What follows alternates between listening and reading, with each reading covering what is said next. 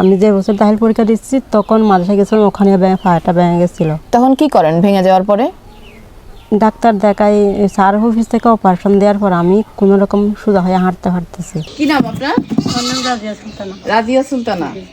এইটা নিয়ে চলাফেরা করে কোনো রকম আর কি। যখন মাদ্রাসায় যাবেন তখন আমি একটা কিনতে পারি নাই। আর মানুষ অনেক অনেক অনেক কথা বলে। কি বলে? আর টিচাররা কোনো হেল্প কোনো ধরনের করতো না। আমি স্কুল থেকে ক্লাসের থেকে চলে আসছিলাম। আসলে কি হয়েছিল আপনার পায়ে? আমার ছোট একটা অ্যাক্সিডেন্ট হয়েছিলাম তখন প্রায় 8 বছর মতো কোনো চিকিৎসা পাই নাই আমি। 8 বছর পরে ধরতে পারছি এটা। তো 8 বছর পরে অনেকবার মানে হুজট খালের মতো ভেঙে যায়, হাত ভেঙে যায়, পা ভেঙে যায়।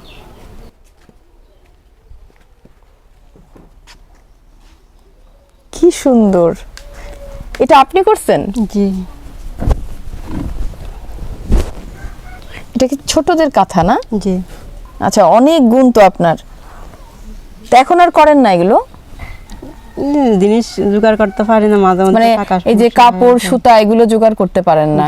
এগুলো যদি জোগাড় করতে পারেন তাহলে আপনি তো আবার করতে পারবেন না। এটা কেমন বিক্রি করবেন এই কাঁথাটা? এগুলা তো এখানে মানুষ বেচে দেয়, ধরেন একটা 250 টাকা করে বেচে। 250 টাকা করে? কি সুন্দর না? এই কাঁথাটা আমাদের রাজিয়া করেছে।